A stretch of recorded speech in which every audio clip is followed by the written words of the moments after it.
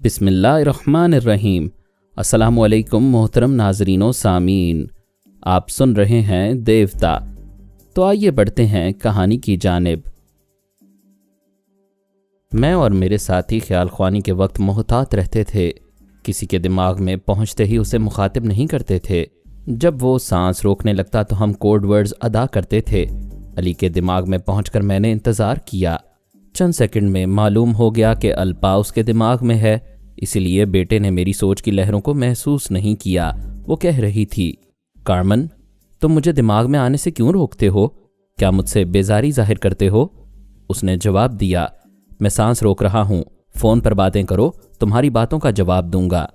اس نے سانس روک لی۔ الپا کے ساتھ میں بھی اس کے دماغ سے نکل گیا، پھر واپس جا کر کوڈ ورڈز ادا کیے۔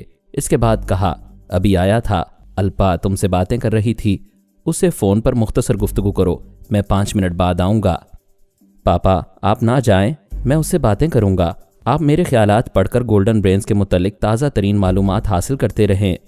فون کی گھنٹی سن کر اس نے ریسیور اٹھایا۔ دوسری طرف سے الپا کی آواز سنائی دی۔ علی نے کہا، میں تم سے بیزار نہیں ہوں، تمہاری آمد پر خوش ہوتا ہوں، کیونکہ تم ہمارے ملک کا سرمایہ ہو، محب وطن خیال خوانی کرنے والی ہو، لیکن میں پرائی سوچ کی لہروں کو محسوس کرتے ہی بے چین ہو جاتا ہوں۔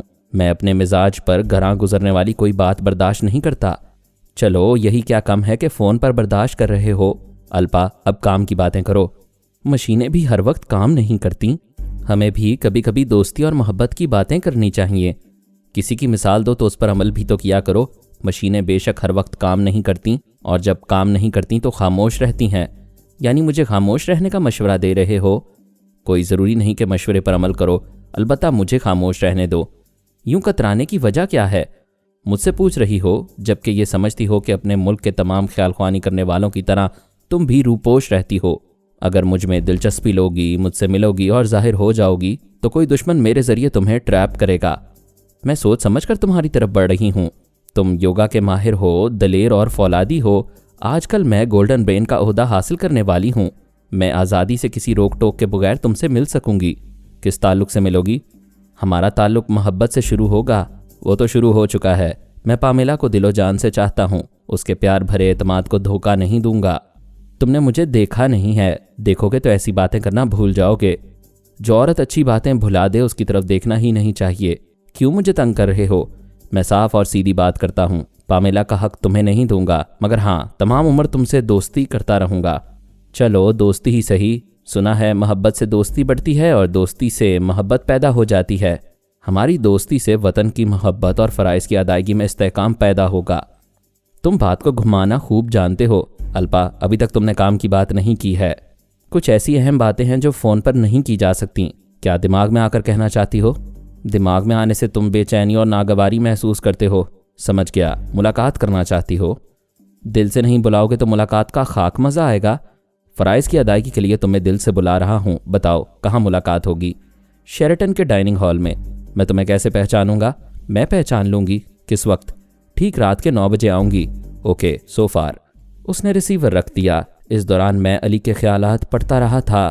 معلوم ہوا کہ اس کے سسر راجر ماس نے خود کو گولڈن برین کی حیثیت سے اس کے سامنے ظاہر کر دیا ہے، اور یہ خبر سنائی ہے کہ ایڈگر سلومن کو حراست میں رکھا گیا ہے۔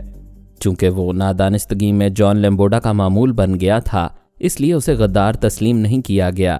اس کا برین واش کر کے اس کے دماغ سے جان لیمبوڈا کو بھگا دیا جائے گا۔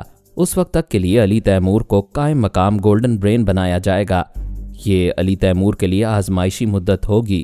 اس مدت میں وہ مزید ذہانت کا ثبوت دے گا تو ایڈگر سلومن کے واپس آنے کے بعد علی کو مستقل طور پر 7واں گولڈن برین کا عہدہ دے دیا جائے گا۔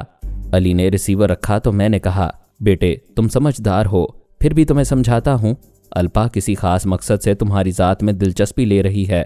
میں سمجھ رہا ہوں پاپا، ابھی اس کا توڑ کر رہا ہوں۔ وہ اپنے کمرے میں تھا، وہاں سے اٹھ کر راجر ماس کے کمرے کے سامنے آیا، دروازے پر دستک دی، اندر سے آواز آئی، کم ان۔ وہ دروازہ کھول کر اندر آیا۔ راجر ماس نے کہا، مائی سن، میں نے تمہیں آرام کرنے کو کہا تھا، مگر تم پھر کسی کام سے آئے ہو؟ وہ ایک کرسی پر بیٹھتے ہوئے بولا، کام بہت ضروری تھا سر۔ تم مجھے سر کہہ رہے ہو؟ میں گھر میں تمہارا فادر ان لا ہوں، مجھے ہمیشہ کی طرح انکل بولو۔ بے شک آپ میرے انکل ہی ہیں، لیکن سرکاری فرائض ادا کرتے وقت میں آپ کو سر کہہ کر مخاطب کروں گا۔ अभी कौन सा सरकारी फर्ज अदा करने आए हो? सर, अल्पा मेरी ज़ात में दिलचस्पी ले रही है। आज रात 9 बजे शेरेटन के डाइनिंग हॉल में मुझसे मिलने आएगी। रॉजर मॉस ने कहा। ताज्जुब है, अल्पा ऐसी गैर जिम्मेदार तो नहीं है। यही तो मैं सोच रहा हूँ कि इश्क ने उसे सोचने समझने के काबिल नहीं रखा। कोई दुश्मन उसे मेरे साथ देख सकता है, या कोई दुश्मन ख्याल ख्वानी करने वाला मुझे किसी तरह दिमागी तौर पर कमज़ोर बनाकर अल्पा की शाहरग तक पहुँच सकता है। दुरुस्त कहते हो। क्या उसने ख्याल ख्वानी के ज़रिए तुमसे मिलने का वादा किया है? नो सर, ये उसकी दूसरी हमाकत है कि उसने फ़ोन पर मुलाकात की जगह और वक्त का तयन किया है। फ़ोन पर होने वाली गुफ्तगू तो कोई दूसरा भी सुन सकता है। मैं अभी अल्पा से वजाहत तलब करूँगा। अगर वो संजीदगी से मुझे चाहती है तो मेरी शिकायत को अपनी तौहीन समझेगी। उसे मोहब्बत का जवाब मेरी मोहब्बत से नहीं मिलेगा तो वो मुखालिफाना रवैया इख्तियार कर सकती है। दूसरे तमाम गोल्डन ब्रेन्स को मुझसे बदजन कर सकती है। हाँ, ये तो मुमकिन है। मुझे ये सुनकर हैरानी हो रही है कि वो तुमसे इश्क करके अकल खो रही है। हम अपने ख्याल ख्वानी करने वालों में जे मॉर्गन और अल्पा को सबसे ज़्यादा ज़हीन और काबिल एतमाद समझते हैं। मेरे साथ आओ, मैं अल्पा का मुहासबा करूँगा। वो अपनी जगह से उठ गया, अली को अपने साथ लेकर एक स्टोर रूम में पहुंचा। फिर बोला, आज मैं तुम्हें अपना खुफिया कमरा दिखाऊंगा। ये तुम्हारे सामने महज एक पुराने डिज़ाइन की अलमारी है, लेकिन इस अलमारी के अंदर एक चोर रास्ता मेरे खुफिया कमरे की तरफ जाता है। वो अली को खुफिया रास्ते की एक एक तफसील बताते हुए उस कमरे में आया जहां हम पहले ही उसकी बीवी को मामूला बनाकर ख्याल ख्वानी के जरिए पहुंच गए थे। उसने टेली कंप्यूटर के जरिए गोल्डन ब्रेन मेजर यार्डले से राबता किया। फिर कंप्यूटर तहरीर के जरिए कहा, तुम्हारी इतला के लिए अर्ज है कि अल्पा इश्क व मोहब्बत के मूड में है। मिस्टर कार्मन हेरल्ड से इश्क कर रही है। मेजर यार्डले ने कहा, मालूम होता है यह मामला सरकारी नहीं ज़ाती है। तुम्हें यह शिकायत है कि अल्पा तुम्हारे दामाद को तुम्हारी बेटी से छीन लेना चाहती है। मेजर, इस कंप्यूटर के जरिए मेरी गुफ्तगू सिर्फ सरकारी होती है। अगर ज़ाती होती तो मैं कार्मन को अपना दामाद कहकर बेटी के सुहाग का वास्ता देकर अल्पा के खिलाफ शिकायत करता। सॉरी नंबर 1, मैं बात समझ गया। अल्पा कार्मन से या किसी से भी इश्क करेगी तो उसका महबूब उसकी ज़ाती मसरूफियात में दिलचस्पी लेगा। इस तरह उसे हमारी मसरूफियात का इल्म होता रहेगा। सिर्फ यही नहीं, ये भी अंदेशा है कि अल्पा के महबूब के जरिए कोई दुश्मन टेलीपैथी जानने वाला हमारा सुराग लगा सकता है। आज रात 9 बजे अल्पा शेरेटन होटल में कार्मन से मुलाकात करेगी। क्या अल्पा को इस तरह पब्लिक प्लेस में जाना चाहिए? हरगिज़ नहीं। क्या ये बातें तुम्हारे दामाद कार्मन ने बताई हैं? हाँ, उसे भी यही तशवीश है कि अल्पा इश्क में अंधी होकर पब्लिक प्लेस में आएगी तो कोई दुश्मन उसे नुकसान पहुंचा सकता है। नंबर 1, तुम्हारा दामाद एक मुस्तकिल मिजाज और उसूल पसंद शख्स है। मेरे हुक्म के मुताबिक अल्पा उसे आजमा रही है। हमने कार्मन को मुख्तलिफ पहलुओं से आजमा कर उसे ज़हीन और दलेर तस्लीम किया है। अब हम उसे रोमानवी और जिनसी पहलू से भी आजमाना चाहते हैं, इसीलिए अल्पा ने उसे होटल में बुलाया है। मेजर, तुम किसी दूसरी हसीना से भी कार्मन को आजमाने का काम ले सकते थे, लेकिन कोई दूसरी हसीना टेलीपैथी नहीं जानती होगी। कोई भी शख्स उससे सिर्फ जिनसी मामले ही में नहीं, टेलीपैथी के मामले में भी दिलचस्पी लेगा। तुम अल्पा की तरफ से भी तो गौर करो। अगर वो सचमुच संजीदगी से कार्मन पर आशिक हो जाएगी तो क्या होगा? नंबर 1, उसे सचमुच आशिक होने दो, इसमें हमारा ही फ़ायदा है। क्या कह रहे हो? मेरी बेटी पामेला पर सौकन लाने की बात कर रहे हो? नंबर 1, ये तुम्हारा ही हुक्म है कि अपने ज़ाती मामलात को सरकारी मामलात पर कुर्बान कर दिया करो। अल्पा के सिलसिले में सरकारी मामला ये है कि वो हमारे नए गोल्डन ब्रेन कार्मन की दोस्त बनकर रहेगी, तो फिर कोई दुश्मन उसे दोस्त बनकर नहीं फांसेगा, जैसा कि माजी में पारस ने उसे फंसाया था। ये तो तुम दुरुस्त कह रहे हो, लेकिन मैं कार्मन को एक अरसे से जानता हूँ। वो इंतहाई शरीफ नौजवान है, हवस परस्ती से दूर रहता है। उसे इस दलदल में लाना मुनासिब नहीं है। अल्पा के जज्बात को लगाम देने और इस मुहिब्बे वतन टेलीपैथी जानने वाली को किसी गैर की झोली में जाने से रोकने के लिए ये ज़रूरी है। अगर तुम्हें एतराज़ है तो ये मसला तमाम गोल्डन ब्रेन्स के सामने पेश किया जाएगा। नहीं मेजर, मैं सरकारी मामलात पर एतराज़ नहीं करूँगा। ख्वाह एतराज़ ना करने से मेरी जान जाए या मेरी बेटी का दिल टूटता रहे, दैट्स ऑल। रॉजर मॉस ने राबता ख़त्म कर दिया। अली उसके पास बैठा स्क्रीन पर वो तहरीरी गुफ्तगू पढ़ता रहा था। गुफ्तगू का आखिरी हिस्सा ऐसा था कि वो ससुर और दामाद एक दूसरे से नज़रें नहीं मिला रहे थे। मैंने अली से कहा, रॉजर मॉस तुम्हें गोल्डन ब्रेन के ओहदे पर पहुंचा कर अब पछता रहा है। अल्पा उसकी बेटी का आधा हक हासिल करेगी। पापा, आप मेरे मिजाज से वाकिफ़ हैं। ये मेरे लिए भी एक मसला है। मैं अल्पा या किसी भी दूसरी लड़की से दिलचस्पी लेना नहीं चाहता। इंसान के ना चाहने के बावजूद हालात उसे चाहने पर मजबूर कर देते हैं। कभी तुम पामेला से शादी करके उसे धोखा नहीं देना चाहते थे, मगर अब उसके साथ इज़्दवाजी ज़िंदगी गुजार रहे हो। मैं कहते कहते रुक गया। रॉजर मॉस ने सर उठाकर अली से कहा, पामेला मेरी एक ही औलाद है। मैं उसे जान से ज़्यादा चाहता हूँ। जब उसे मालूम होगा कि तुम किसी दूसरी से मिलते हो तो उसका दिल टूट जाएगा। अंकल, मुझे पामेला की ज़िंदगी अजीज़ है। मैं गोल्डन ब्रेन का ओहदा कबूल नहीं करूँगा। ओहदा कबूल ना करने से कोई फ़र्क नहीं पड़ेगा। दरअसल अल्पा एक मसला है। वो जवान और हसीन है। हमें यह अंदेशा रहता है कि पारस की तरह फिर कोई दुश्मन उसे इश्क के जाल में ना फांस ले। वो तुम्हारी महबूबा बनकर रहेगी तो हम तमाम गोल्डन ब्रेन्स मुतमईन रहेंगे। यानी आप भी यही चाहते हैं कि मैं ये कड़वा घूंट पी लूँ? मैं फ़र्ज़ की अदायगी के लिए यही चाहता हूँ। वो दोनों खुफिया कमरे से बाहर आ गए। पामेला अपने कमरे में सोगवार बैठी हुई थी। अपनी माँ की मौत का सदमा बर्दाश्त कर रही थी। अली ने कहा, पापा, ये पिछली रात से जाग रही है, आप इसे सुला दें। मैं पामेला के दिमाग में आया, उसे बिस्तर पर ले गया। वो सोना नहीं चाहती थी, खूब रोना चाहती थी। मैंने उसकी आंखें बंद कर दीं, फिर ख्याल ख्वानी के ज़रिए उसे गहरी नींद में पहुंचा दिया। मैंने अली के पास आकर फरमोना ऑनड्रोव और अजनबी ख्याल ख्वानी करने वाले के मुतल्लिक तफसील से वाक़यात बताए। फिर कहा, मुझे शुबा है कि वो अजनबी यहाँ के यहूदी ख्याल ख्वानी करने वालों में से कोई है। उसने कहा, अल्पा और जे मॉर्गन इंतहाई वफादार और ज़िम्मेदार ख्याल ख्वानी करने वाले अफराद हैं। ये दोनों सिर्फ मुल्की मामलात में गोल्डन ब्रेन्स के अहकामात की तामील करते हैं। तीसरा टेलीपैथी जानने वाला हैरी होगन है। उस पर शुबा किया जा सकता है कि यहूदियों ने उसे आपके पीछे लगा दिया है।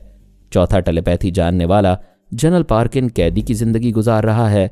शायद उसका ब्रेन वॉश किया गया है। मैंने कहा, अल्पा, जे मॉर्गन और हैरी होगन शायद गोल्डन ब्रेन मेजर यार्डले के मातहत काम करते हैं। इसलिए number 1 golden brain Roger Moss को यह मालूम नहीं था कि अल्पा मेजर यार्डले के हुक्म पर तुमसे दोस्ती कर रही है। जी हाँ, ये ख्याल ख्वानी करने वाले मेजर यार्डले के मातहत हैं और शायद मेजर ने ही हैरी होगन को आपके पीछे लगाया है। मुझे किसी तरह मेजर या हैरी होगन को कमज़ोर बनाना होगा। इस मकसद के लिए उनका पता ठिकाना मालूम करना ज़रूरी है। तुम इस सिलसिले में कोशिश करो। मैं अमरीकी ख्याल ख्वानी करने वालों को टटोलने जा रहा हूँ। हो सकता है कि जॉन लेम्बोडा ने अपने किसी मातहत को मेरे पीछे लगा दिया हो। मैं फिर आऊँगा। उससे रुखसत होकर मैं दिमागी तौर पर हाजिर हो गया। इसराइल में अली तैमूर था, जिसके ज़रिए मैं दुश्मन ख्याल ख्वानी करने वाले को बेनकाब करना चाहता था। अमरीका में सोनिया सानी थी, जो हमारे तनवीमी अमल के बायस खुद को भूली हुई थी और अपने आप को सिल्वाना के नाम से पहचानती थी। वो जॉन लेम्बोडा की सरपरस्ती में मिलिट्री हेडक्वार्टर के एक ट्रेनिंग सेंटर में पहुंचाई गई थी। सुपरमास्टर और जॉन लेम्बोडा का इरादा था कि एक दिन उसे ट्रांसफॉर्मर मशीन से गुजारकर टेलीपैथी का इल्म दिया जाएगा। सिल्वाना उर्फ सोनिया सानी ने इब्तदा ही से अपने कारनामों के ज़रिए जॉन लेम्बोडा वगैरह को बहुत ज़्यादा मुतासिर किया था। वो बचपन से सोनिया के साए में रहकर ज़बरदस्त ट्रेनिंग हासिल कर चुकी थी। तकरीबन दूसरी सोनिया बन गई थी, इसीलिए उसे सोनिया सानी कहा जाता था। जब उसने मिलिट्री ट्रेनिंग सेंटर में भी 100% मार्क्स हासिल करके तरबियत देने वाले ट्रेनर्स को हैरान कर दिया, तो ये फैसला कर लिया गया कि 15 दिनों तक उसे मेडिकल ऑब्जर्वेशन में रखने के बाद ट्रांसफॉर्मर मशीन से गुजारा जाएगा। मैं सानी के दिमाग में जाकर चुपचाप ये ख्यालात पढ़ रहा था और ये इंकशाफ हो रहा था कि एक ट्रांसफॉर्मर मशीन सुपरमास्टर के पास मौजूद है या दोबारा तैयार की गई है और 15 दिन बाद सानी टेलीपैथी का इल्म हासिल करने वाली है। मैंने सलमान को मुखातिब करके उसे सोनिया सानी के मुतल्लिक बताया। उसने खुश होकर कहा, यह मेरे लिए बहुत बड़ी खुशखबरी है। हमारी टीम में एक टेलीपैथी जानने वाली का इजाफा होने वाला है। मैंने कहा, आज से तुम्हारी और सुल्ताना की ये ड्यूटी है कि बारी बारी सानी के पास मौजूद रहोगे। आज से 15वें दिन ये ज़रूर मालूम करना कि उसके दिमाग में जॉन लेम्बोडा वगैरह कब तक मौजूद रहते हैं। उनकी गैर मौजूदगी से फ़ायदा उठाकर सानी पर तनवीमी अमल करो और उसे अपनी असली शख्सियत याद दिलाओ, ताकि वो ट्रांसफॉर्मर मशीन से गुजरने के बाद हमारी ही रहे। गफलत करोगे तो वो सिल्वाना की हैसियत से उनकी टेलीपैथी जानने वाली बन जाएगी। मैं तमाम बातें समझाकर फिर सानी के पास आ गया। मैं सानी के ज़रिए किसी ऐसे फ़र्द को पकड़ना चाहता था जिसे आलाए कार बनाकर जॉन लेम्बोडा या सुपरमास्टर होलीमैन के करीब रह सकूं। उसके ख्यालात ने बताया कि लेम्बोडा की एक बेटी भी ट्रेनिंग सेंटर में है। उसका नाम केनोवाना लेम्बोडा था। मैं अपनी दास्तान में केनोवाना का जिक्र कर चुका हूँ। लेम्बोडा चाहता था कि उसकी बेटी भी ट्रेनिंग के नतीजे में ए ग्रेड हासिल करके और ट्रांसफॉर्मर मशीन से गुजरकर टेलीपैथी का इल्म हासिल कर ले। केनोवाना ज़हीन थी, लेकिन ए ग्रेड हासिल करने वाली जहानत उसके पास नहीं थी। वो भरपूर कोशिश कर रही थी। जॉन लेम्बोडा ने सिल्वाना यानी सानी से कहा था कि मेरी बेटी को गाइड करो, उसे अपने साथ रखा करो, तुम्हारी जहानत से ये बहुत कुछ सीख लेगी। तब से कैनोवाना और सिल्वाना आपस में सहेलियां बन गई थीं। जब उनके दरमियान बेतकल्लुफी बढ़ने लगी तो एक दिन कैनोवाना ने अपने दिल की बात बताई कि उसे एक गोरे अमरीकी जवान से मोहब्बत हो गई है। सिल्वाना ने पूछा, क्या वो भी तुम्हें चाहता है? दिलो जान से चाहता है, लेकिन तुम नीग्रो हो, क्या वो तुमसे शादी करेगा? और करेगा तो तुम्हारे स्याह फाम होने का तुम्हें ताना नहीं देगा? यहाँ काले और गोरे का झगड़ा रहता है। इसके बावजूद बाज काले गोरी औरतों से और गोरे मर्द काली औरतों से शादियां करते हैं। क्या उसने शादी का वादा किया है? हाँ, वो मेरे डैडी का एहसानमंद है। डैडी ने उसे यहाँ ट्रेनिंग सेंटर में दाखिल कराया था। वो मुझसे 1 साल सीनियर था। ए ग्रेड हासिल करके यहाँ से जा चुका है, यानी 1 बरस पहले ट्रांसफार्मर मशीन से गुजर चुका है। शायद उसने टेलीपैथी का इल्म हासिल कर लिया हो। डैडी राज की बातें अपनी औलाद को भी नहीं बताते। सानी ने कहा, मेरा ख्याल है उसने इल्म हासिल नहीं किया। अगर करता तो तुम्हारे दिमाग में आकर तुमसे ज़रूर बातें करता। हाँ, मैं अक्सर सोचती हूँ कि ए ग्रेड हासिल करके जाने का मतलब यही है कि वो ट्रांसफार्मर मशीन से गुजर चुका है। फिर मुझसे राबता क्यों नहीं करता? हो सकता है वो तुम्हारे डैडी की तरह सख्त असूल पसंद हो और सुपरमास्टर के हुक्म के मुताबिक गैर ज़रूरी ख्याल ख्वानी से परहेज़ करता हो, इसलिए तुम्हारे पास ना आता हो। काश ऐसा ही हो।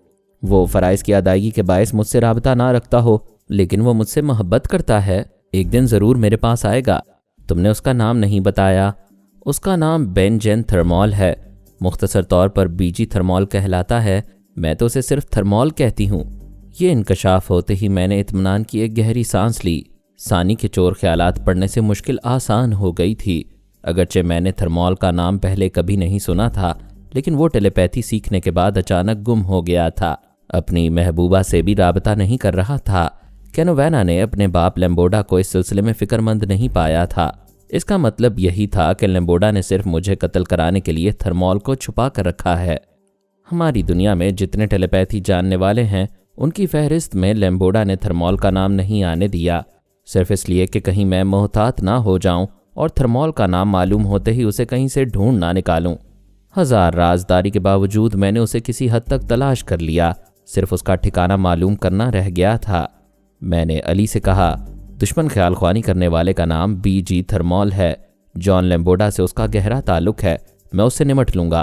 तुम अपने मामलात पर तवज्जो दो। मैं फरमोना के पास आया। वो सरफराज खान के साथ उसके घर आई थी। सरफराज खान की माँ ने उससे पूछा, बेटी, तुम्हारी और हमारी तहजीब में बड़ा फ़र्क है, क्या हमारे साथ गुजारा कर सकोगी? सरफराज ने माँ की पश्तो ज़ुबान का तर्जुमा किया। फरमोना ने कहा, मैं आपको माँ कहती हूँ और सारी दुनिया की माँओं की तहजीब एक, उसका दूध एक और उसकी ममता एक होती है। फिर वो सरफराज के बाजू को थाम कर बोली, आपके बेटे ने मुझे तहफ़्फ़ुज़ दिया है और हर औरत उसी तहजीब से मोहब्बत करती है जहाँ उसे तहफ़्फ़ुज़ हासिल होता है। माँ, मैं आपकी ज़ुबान सीखूंगी, फिर आपसे खूब बातें किया करूंगी। उसी वक्त थर्मॉल ने उसके दिमाग में कहा, बहुत खुश हो रही हो, क्या मुझे छोड़कर यहाँ घर बसाओगी? वो परेशान होकर बोली, सरफराज, वो फिर मेरे अंदर आकर बोल रहा है। सरफराज के कुछ कहने से पहले मैंने फरमोना के दिमाग में कहा, हेलो थर्मॉल, ज़रा जल्दी से ये हिसाब कर लो कि तुम्हारी सांसें कितनी रह गई हैं। जवाब में खामोशी रही। फरमोना ने परेशान होकर कहा, कोई किसी थर्मॉल को अपनी सांसों का हिसाब करने को कह रहा है। पता नहीं ये मेरे दिमाग में क्या हो रहा है, मैं तो पागल हो जाऊंगी। मैंने कहा, फरमोना, हौसले से काम लो। जो फरहाद तुम्हें परेशान कर रहा है उससे तुम्हें जल्द ही निजात मिल जाएगी। सरफराज फरमोना की पेशानी को देखकर कह रहा था, तुम कौन हो? क्यों मेरी फरमोना के दिमाग में आकर परेशान कर रहे हो? मैंने कहा, फरमोना, अपने महबूब से कह दो मैं तुम्हारा मददगार हूँ। मेरे आते ही फरहाद तुम्हारे दिमाग से भाग गया। मैं चाहूँ तो अभी उसे पकड़ सकता हूँ, लेकिन मुझे चूहे बिल्ली का खेल पसंद है। मैं उस चूहे को दौड़ा दौड़ा कर मारूंगा। ये आखिरी फिक्रे मैंने थर्मॉल को सुनाने के लिए कहे। मेरा अंदाज़ा था कि वो खामोशी से मौजूद है। ये बहुत बाद में मालूम हुआ था कि वो अपना नाम सुनते ही भाग गया था। अपनी जगह दिमागी तौर पर हाजिर होकर हैरानी और परेशानी से सोच रहा था कि मुझे उसका नाम कैसे मालूम हो गया। मेरे मुतल्लिक दुश्मन कहते थे कि मैं शैतान हूँ, अचानक कहीं से आकर सर पर सवार हो जाता हूँ और ये खुशफहमी ख़त्म कर देता हूँ कि उनके अहम असरार तक पहुँच नहीं सकता। वो अंदेशों में घिरा सोच रहा था कि मैं कहीं भी मौत बनकर पहुँच सकता हूँ। जब नाम मालूम हो चुका है तो ठिकाना भी मालूम हो जाएगा, और हो सकता है कि मालूम हो चुका हो। وہ یا اس کا خیال خوانی کرنے والا ساتھی دور ہی دور سے مجھے دیکھ رہا ہو۔ اس نے خیال خوانی کی پرواز کی، جان لیمبوڈا کے پاس آ کر کوڈ ورڈز ادا کیے، پھر کہا، سر مصیبت ہو گئی، فرحاد مجھے جانتا ہے۔ اس نے حیرانی سے پوچھا، کیسے جانتا ہے؟ میں کیا بتاؤں سر، میری سمجھ میں یہ نہیں آتا کہ اس کے ذرائع کیا ہیں۔ اس کا شیطانی طریقہ کار سمجھ میں نہیں آتا۔ ہم سمجھنے کی کوشش کرتے رہتے ہیں اور وہ شارگ تک پہنچ جاتا ہے۔ یہ کیسے معلوم ہوا کہ وہ تمہیں جانتا ہے؟ میں تھوڑی دیر پہلے فرمونا کے پاس تھا، میرے بچھائے ہوئے جال کے مطابق فرحاد فرمونا کا دیوانہ ہو گیا ہے، سرفراز خان کے بھیس میں اس سے دلچسپی لے رہا ہے۔ میں نے فرمونا کو دھمکی دی کہ اگر وہ میرا ساتھ نہیں دے گی تو سرفراز خان کے ساتھ زندگی نہیں گزار سکے گی۔ ایسے ہی وقت فرحاد نے فرمونا کے دماغ میں آ کر مجھے نام لے کر مخاطب کیا۔ اس نے کہا، ہیلو تھرمال، ذرا جلدی یہ حساب کر لو کہ تمہاری سانسیں کتنی رہ گئی ہیں۔ جان لیمبوڈا نے کہا، اس فکرے کے پیچھے یہ یقین چھپا ہوا ہے کہ اس کے ساتھی تمہیں دیکھ رہے ہیں، تمہاری سانسوں کا رشتہ تم سے توڑ سکتے ہیں۔ وقت برباد نہ کرو، فوراً وہ رہائش گاہ چھوڑ دو، ٹھیک 10 منٹ کے بعد نکلو، ہمارے جاسوس اپنی گاڑیوں میں تمہارے آس پاس رہیں گے۔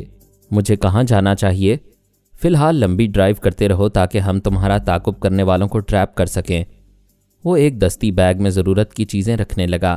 ٹھیک 10 منٹ کے بعد لیمبوڈا نے اس سے کہا، باہر جاؤ اور اپنی کار مسلسل ڈرائیو کرتے رہو۔ وہ واشنگٹن میں تھا، اپنی کار میں بیٹھ کر مختلف سڑکوں سے گزرنا چاہتا تھا۔ لیمبوڈا نے کہا، شہر کی مصروف شاہراہوں پر تعاقب کرنے والے مشکل سے پہچانے جاتے ہیں، میامی کی شاہراہ پر چلو، اس ہائی وے پر فرحاد کے آدمی پہچانے جائیں گے۔ وہ اس ہائی وے کی سمت جانے لگا۔ میں نے نائب سپر ماسٹر کو مخاطب کر کے کہا، اپنے ماسٹر اور لیمبوڈا سے کہو فرحاد آیا ہے۔ نائب نے سپر ماسٹر ہولی مین اور جان لیمبوڈا کو اطلاع دی۔ سپر ماسٹر نے کمپیوٹر کے ذریعے مجھے ہیلو کہا۔ میں نے جواباً کہا، جان لیمبوڈا میری آمد کو خوب سمجھ رہا ہے اور سپر ماسٹر شاید تم بھی سمجھ رہے ہو۔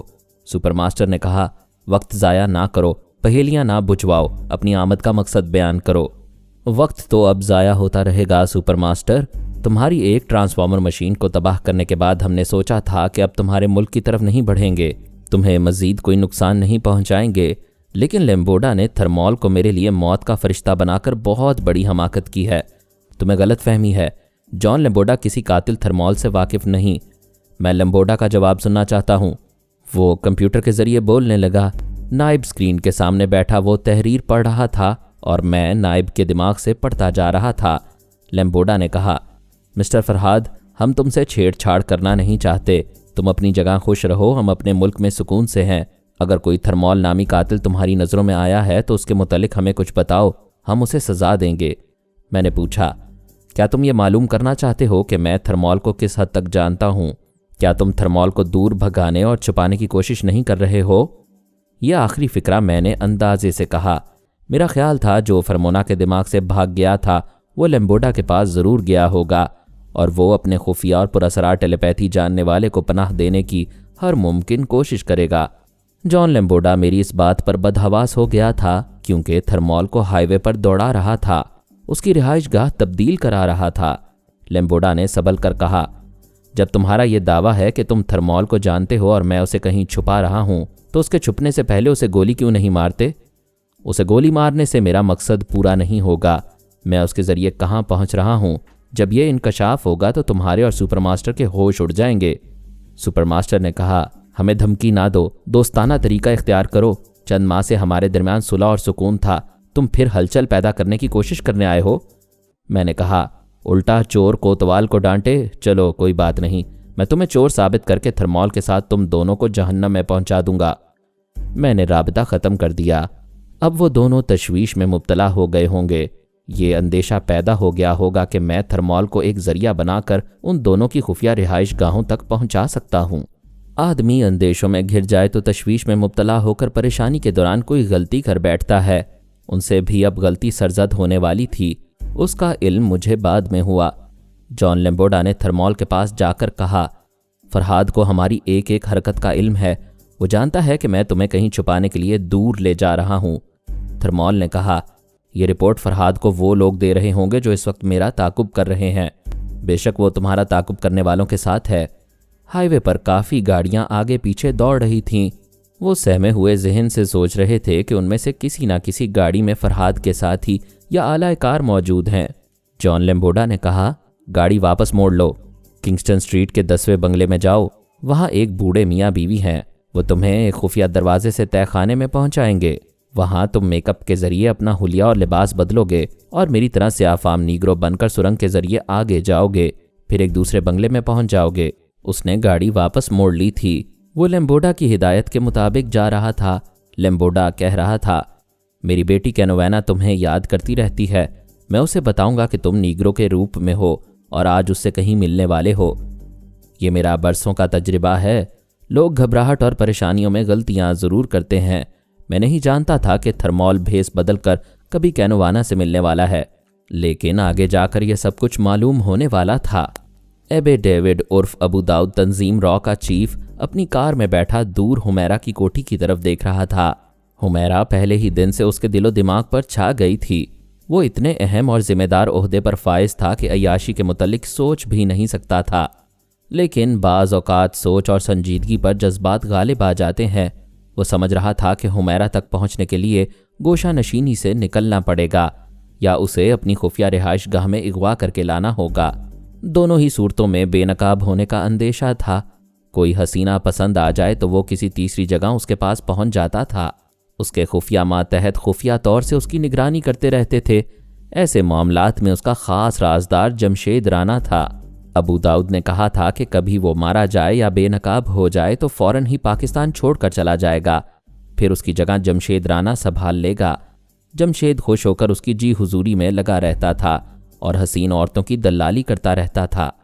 इस बार अबू दाऊद ने कहा, मैं हुमैरा को अपने ख्यालों से निकालना चाहता हूँ मगर वो नहीं निकलती। मैंने उसे नज़रअंदाज करने के लिए दूसरी तीसरी से दिल बहलाया, लेकिन ये दिल उसी के लिए मचल रहा है। जमशेद ने कहा, सर, हसीन औरतों की कमी नहीं है, लेकिन आप देखते आ रहे हैं कि हुमैरा दूसरी लड़कियों से मुख्तलिफ है। वो किसी को अपने साए के करीब भी आने नहीं देती। उसकी यही ज़िद तो मेरे लिए चैलेंज बन गई है। बेशक जिसकी तलब हो और वो हासिल ना हो तो तलब में शिद्दत और दीवानगी पैदा हो जाती है। ऐसी दीवानगी आपको नुकसान पहुंचा सकती है। देखो जमशेद, सिर्फ हुमैरा की तरफ से अंदेशा है कि वो हमें पहचान लेगी तो इंतकामन तंजीम को नुकसान पहुंचाएगी, लिहाजा ऐसी चाल चली जाए कि वो हमें पहचान ना सके, यानी नकाब पोश बनकर उसे अगवा किया जाए और आप नकाब में रहकर उसकी तन्हाई में जाएं। हाँ, उसे उसकी कोठी में ही महसूर रखा जाए। ये तासुर दिया जाए कि उसके तीनों बॉडीगार्ड्स खरीद लिए गए हैं। फ़ोन का तार काट दिया जाए, वो अपनी कोठी से बाहर नहीं निकल सकेगी। इतनी एहतियात के बाद भी पहले तुम नकाब में उसके पास जाओगे। मैं कोठी से ज़रा दूर हालात का जायज़ा लेता रहूँगा। जब तुम ट्रांसमीटर के ज़रिए मैदान साफ़ होने का यकीन दिलवाओगे तो मैं कोठी के अंदर आऊँगा और फिर उस हसीना की ये कसम तोड़ दूँगा कि वो किसी मर्द से ज़ेर नहीं होगी।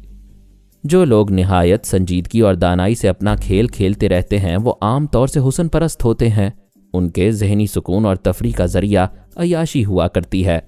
चूँकि अय्याशी पर्दे में होती है इसलिए उनकी असलियत कभी बेपर्दा नहीं होती। मंसूबे के मुताबिक हुमैरा को कोठी में महसूर कर दिया गया था। उसकी बेबसी का पूरा यकीन हो गया था।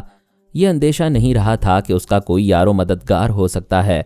अबू दाऊद को यकीन था कि आज वो जवानी की बारूद से भरे हुए बदन को हासिल कर लेगा। वो अपनी कार में हुमैरा की कोठी से ज़रा दूर इंतज़ार में बैठा हुआ था। जमशेद राना उसके सामने कोठी के अहाते में दाखिल हुआ था।